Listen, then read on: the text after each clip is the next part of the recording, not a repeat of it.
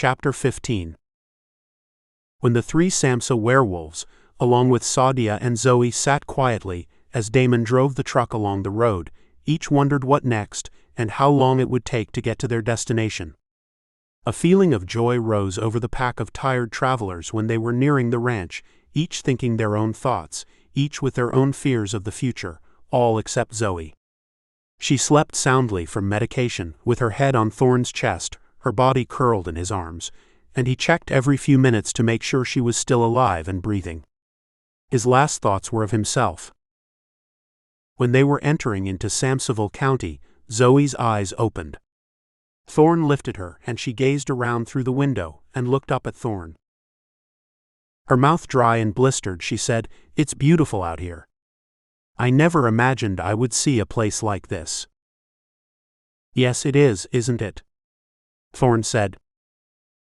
Tracker turned around in his seat and glanced at Sadia, who was sleeping. Then he looked at Thorn. "Keep her still and quiet." Thorn held Zoey tight as she looked at the sprawling landscape of trees and woods and white fences, and at a distance, a large sprawling brick house sitting against a backdrop of snow-capped mountain range. The leaves were falling, and she saw large pine trees surrounding the property. She watched as some horses ran freely grazing, and then she spotted a figure in the distance riding a large brown mare. A tall, handsome man with some of the same features as Thorn and his brothers came riding close to the fence as he followed a dirt track back to the ranch. Tracker turned to see Zoey watching with a smile on her face. His eyes caught Sadia for a second. "Another brother?" Zoey said, her voice weak and soft. "No. He's my Uncle Drayton." "Are your father and mother here?" "I don't know," Thorn said, his eyes settling on Tracker and then on Sadia. "It's not mother you have to worry about, it's father," Damon said. Tracker cut a serious scowl in Damon's direction. Damon never knew when to shut his mouth, Tracker thought. But Thorn paid him little attention. His greatest concern lay with Zoey. Zoey had been through enough, and Tracker didn't want her to feel unwanted, and by Damon spelling it out, it grated on Tracker's nerves. Damon drove around the long curb, then stopped between the front door and the path leading to the kitchen and stables. Tracker opened the door and jumped out first, then walked around to the driver's side where Damon was exiting. Tracker opened the passenger door. "Help me get Zoey out of here, Damon," Tracker said to him. Tracker took Zoey in his arms with Damon's help. Thorn's head had fallen forward. It was clear he had been worse off than he let on, and he had hidden his wound. However, after reaching home, he let go. "Damon, carry Thorn to the hospital." "Sadia, call your father and tell him it's an emergency," Tracker said. Sadia looked at Tracker carrying Zoey. Her eyes stayed on Tracker, but she said nothing. With her mouth closed and her eyes narrowed, "I called him earlier." Her voice was cold. She turned to follow Damon and Thorn. After Thorn had released Zoey into Tracker's arms, he opened his eyes, climbed out of the truck and pushed Damon to the side, and headed for the hospital on his own. It was a short walk located behind the house. Thorn limped along with Damon, and with Sadia following after. Tracker closed his eyes for a short time. Sadia had already made a call to Robert to let him know that they were coming to the ranch, and they would arrive in a half an hour. Robert had asked her questions, but she wouldn't answer. She told her father that she needed his help, and because he never refused Sadia anything, he assured her that he would be there, able to help. She called him again on her smartphone. "Father," Sadia said. "I know. I coming through the gate now. I'll be at the hospital in 2 minutes." "You have 2 patients, Father." "Why am I not surprised? Those werewolves are always bringing themselves grief and those that love them." Standing on the outside, walking down the path, Sadia turned when she saw her father's Mercedes. He parked, jumped out, closed the door behind him, and rushed to Sadia. "Your mother is heartbroken." She has been waiting to hear from you. This time you did call. I guess that's a small step. But something could happen and…" He didn't finish. He knew not to lecture her too much. She would just disappear again and wouldn't call next time. Robert smiled and took her in his arms. "I tried to reassure her that you were all right." "Look at me. I'm fine, Father." "You look like you haven't eaten in days," Robert said, not wanting to let Sadia go. "You have to hurry, Father. It's Thorn and Zoey, his mate." He glanced at her and shook his head, then took off in the direction down the brick and cement path and up a small hill where the hospital sat behind the Samsa's ranch. Drayton brought in the hay, and after leaving the stall where he bedded his horse, he ran into Sadia. She stood looking past Drayton, waiting to see her father open the door and enter the hospital. "What's going on, Sadia?" Drayton asked as he came closer to her. "Thorn and his mate, they've been hurt." "It's a long story," she said, shaking her head. "You need to wait until Thorn is comfortable telling you, or ask Lycell." "What's this about Lycell?" "You have to ask him," Sadia said. "Where's Thorn's mother?" "He's hurt and sick. I don't know the extent of his wounds, because he didn't want anyone to touch him, but he's not the one to worry about. It's the girl. I think the bullet hit some vital organs." "What's this about a bullet?" "I'd better get over there," Drayton said. "Adrian is with Wilder, and Lycell has been walking around like he's lost his mind. He wouldn't confide in me, and he sent Damon away. I should have known something. I thought he was angry about Wilder and Adrian. Now this all makes sense." "Lycell was the one who received Thorn's finger and a ransom note from the mailbox," Sadia said. "They took Thorn's finger?" "Lycell would never pay a ransom after doing that to Thorn. He would hunt them down first, no matter what the cost to him or Thorn. I would have paid, but Lycell didn't tell me anything. I just thought he was upset with me when he wouldn't speak to me," Drayton said. "Come into the house, Sadia.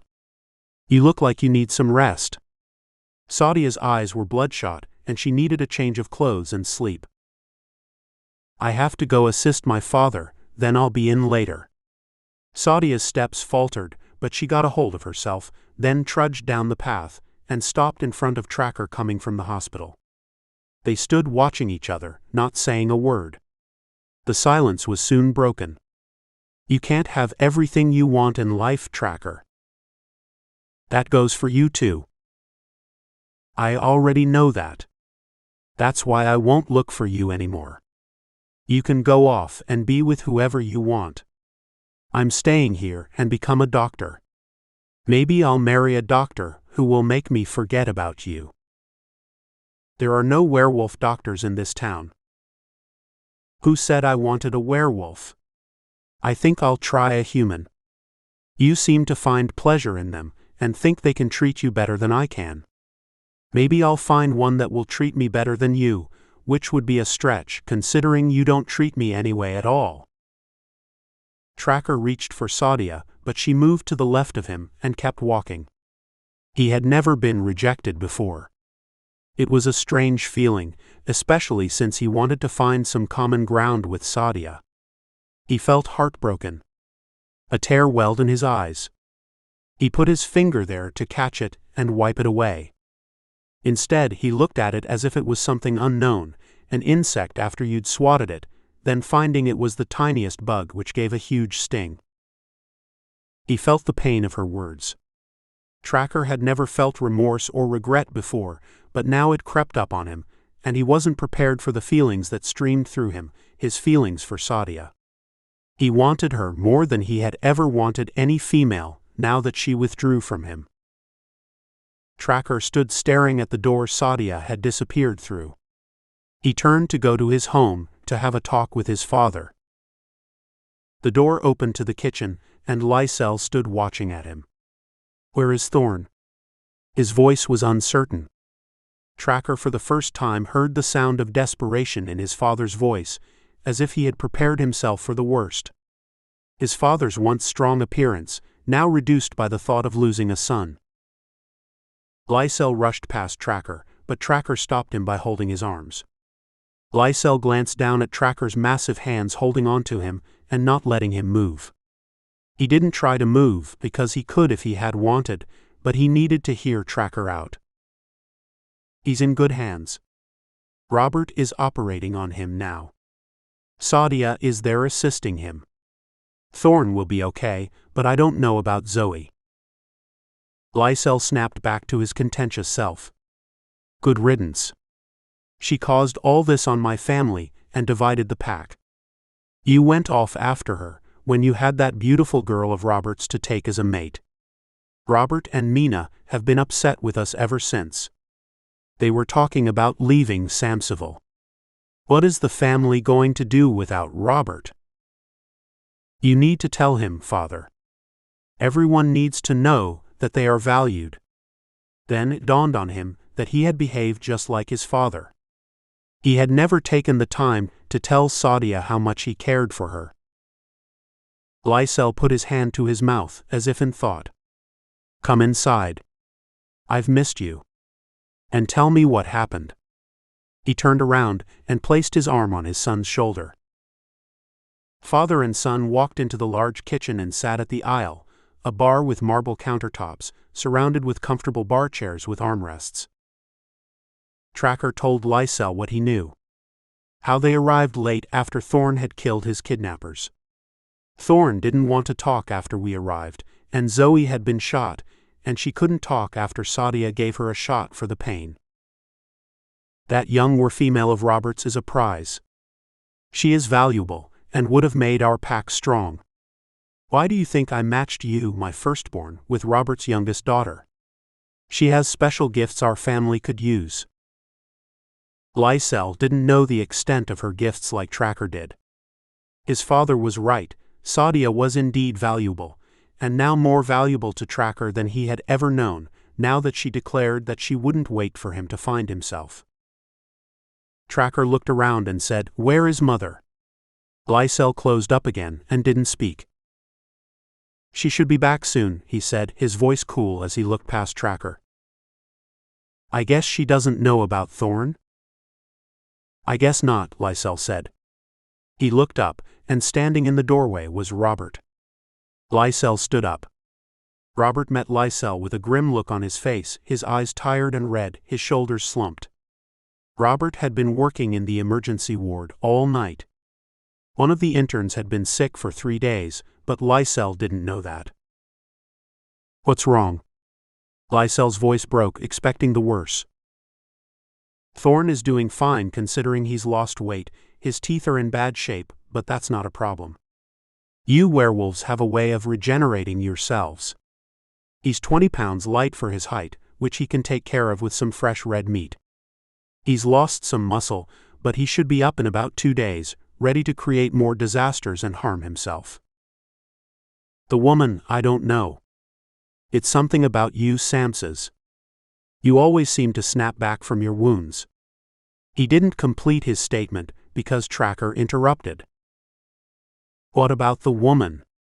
What about Zoey? She's sedated and I don't expect her to wake soon. She had a bullet wound close to her organs. Whoever took the bullet out did a good job. Riding in that truck opened the wound. I stitched it back. And he exhaled. And what? Tracker said. And she's pregnant. Is she? He didn't know how to get the words out of his mouth. He looked up, and Sadia was standing behind her father. She's pregnant with pups. They aren't human. Sadia turned around after looking into Tracker's eyes, then opened the door and disappeared. Tracker didn't go after her. He just sat there not moving, staring into nothingness. Don't tell Thorn just yet, Tracker said. Why not? He has a right to know, Robert said, none too sympathetic with Tracker. He stared at Tracker with a look of contempt. He knew how much Sadia loved Tracker. He had been dangled before her all her life. She had been promised to him, and now this was what his young daughter had to look forward to. A careless, undisciplined half-man, half-wolf. He closed his eyes and turned away from Tracker to face Lycell. Lycell raised his eyes, furrowed his brow, and glanced Tracker's way. He knew this situation was bad, and could go either way. He could have something he never wanted, 2 sons fighting over 1 woman, or his sons not knowing the parentage of their offspring. Then it came to Robert, and he remembered the name of the woman Tracker had been shot over. Zoey. Sadia had been upset over her as well, because Tracker was going off to be with Zoey, and now Zoey had shown up pregnant, not with Tracker but with Thorn. Robert, gazing at Tracker with a sour expression, thought Tracker had thrown away everything to be with this woman, and now he wasn't with her, and she had taken another one of his daughter's husband. This woman has brought ruin to the Samsas and shame to his daughters, Robert thought. She's not good for this family, Robert blurted out. It's not for you to say, Tracker said. Tracker was ready to stand, but his father put his hand on his shoulder. Don't, Tracker. This family has to heal. Too much has happened, and you've been responsible for some of it, Lycell said. I'm going to my room and tomorrow I'm leaving, Tracker said. I don't want you to go. At least not now, Lycell said. Tracker glanced at Robert passing and kept walking. He headed for the stairs and to his room. When Tracker woke early that morning, he thought he was still in Mexico. Then he glanced around and he was in his room. For a moment he thought he was back in high school too. He turned and looked up, and standing holding his side was Thorn watching him. I heard you were leaving, Thorn said. I can't stay here. Thorn walked to the window and gazed out at the mountains. Snow had formed on the peaks. Soon the snow would come to Samsaville. It seemed like yesterday it was spring, and now it was autumn again. Leaves were falling and there was frost on the ground. It felt like they were just pups playing outside the ranch and learning to hunt together. Don't go, Tracker, Thorn said, turning around. Are you leaving because of what Robert said about Zoey? You heard that? I heard every bit of it. These ears are made for a reason, Thorn said, turning to face Tracker and giving him a small smile as he leaned against the wall. Are you angry? No. Why should I be angry?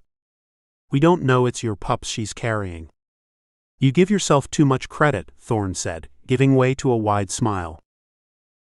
Robert could do a DNA test. I don't want to know, Tracker. I would much rather leave it as it is. What about Zoey? She doesn't care. She thought she was incapable of giving me my pups. When she's well, then I'll tell her. But I love her, Tracker, and I don't want anything to interfere with that. For now, she deserves to be happy and safe. Thorn walked to the doorway. I'm going to have breakfast with Father. I wish you would stay. Sadia needs you. We all need you. What will this pack be like without our big brother around? Soon the others will be home from school. Think about how happy that will make Father and Mother, to have all the Samsas here for the holidays, all except you. Thorn walked out of the room. He wanted Tracker to think about what he had said. When he reached the stairs, he could hear Lycell and Drayton talking in the dining room. Tottering to the entrance, he stood and held on to the doorframe. Come in and sit. His father's voice was hard and stern, his tone firm. Thorn looked from Lycell to Drayton, and he did as he was told. What are you going to do about this? Lycell flung a newspaper in front of Thorn. The headlines read, Mad Wolf Pack Prowling and Killing in a 1,000-mile radius of Lake Tahoe. Thorn read further.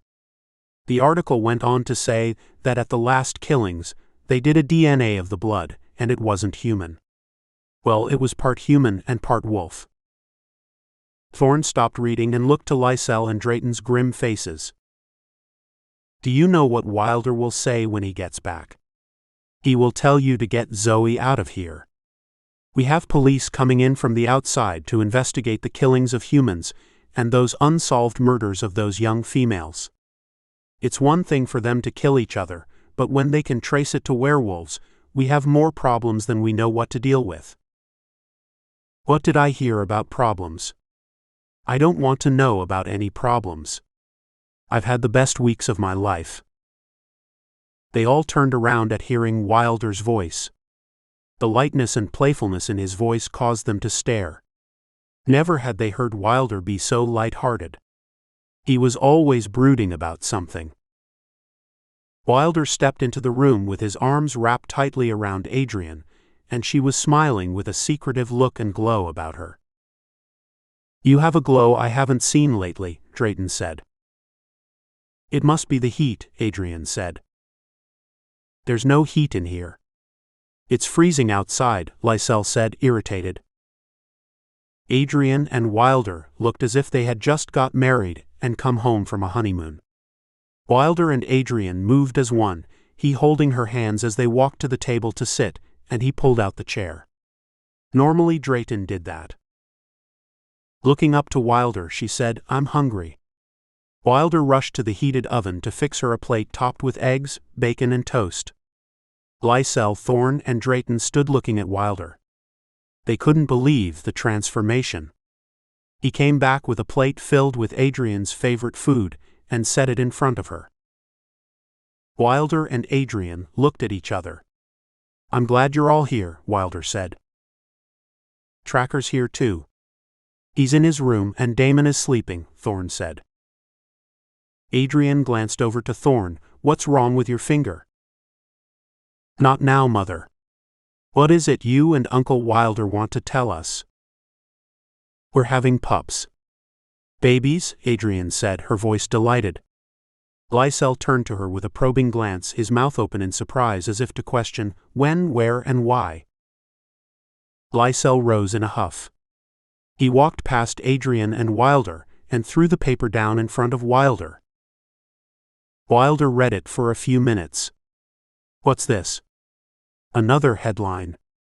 I thought I asked for some peace from this." "There's more, Wilder," Thorn said. Adrian closed her eyes and took in a hard breath. "I'm going to get married?"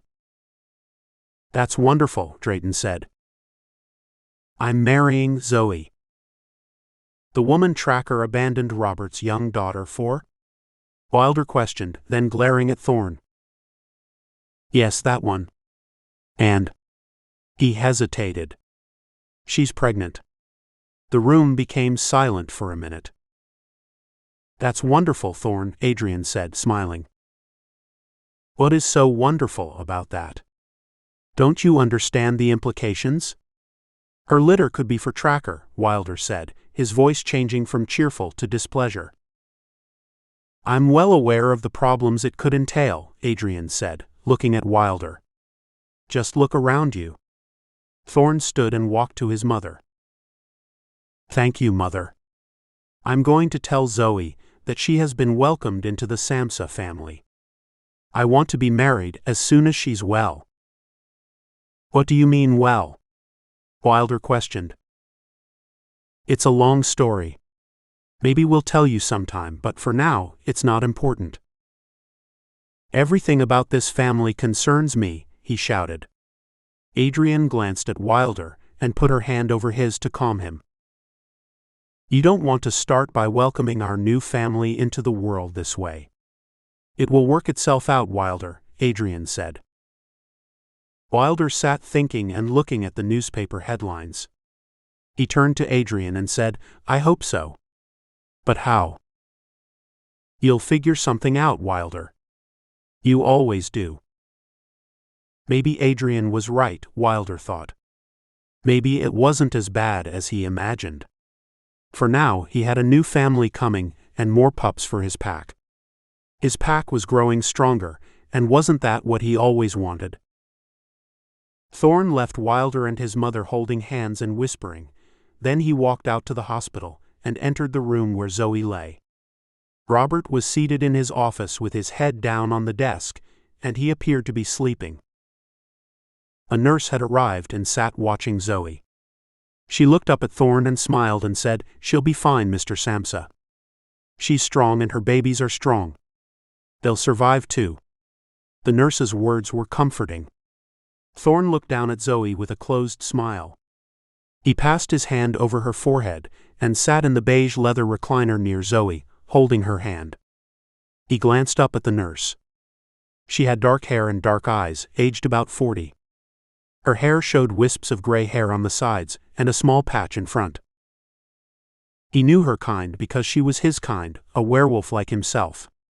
She said to Thorn, "I hope you let me take care of your pups. I was never able to have any of my own." He shook his head and said, "Yes. I want you to." She looked down and continued reading her magazine. She heard Thorn say, "I love you, Zoey, and I'll never leave you." He leaned and kissed her hand, then she opened her eyes and called his name. "Thorn. You're here. Go back to sleep, Zoey. Get well. I'll be here when you wake." The end of Thorn in Moonscape Book 9. Damon in Moonscape next Book 10. The Samsa werewolf story will continue with Insatiable Book 10 Damon in Moonscape. If you haven't read the rest of the books, start with Insatiable, the lone werewolf finds his mate. Insatiable, a werewolf's hunger. Insatiable, a werewolf's wedding. Insatiable, the werewolf's challenge. Hunter's moon. Moontide. Moon rapture. Tracker in Moonscape. Thorn in Moonscape. Damon in Moonscape. A werewolf's passion. 12. Insatiable box set 1-4 and in paperback. Hunter's Moon box set 5-7. Moonscape box set 8-10. The Insatiable collection 1A-11.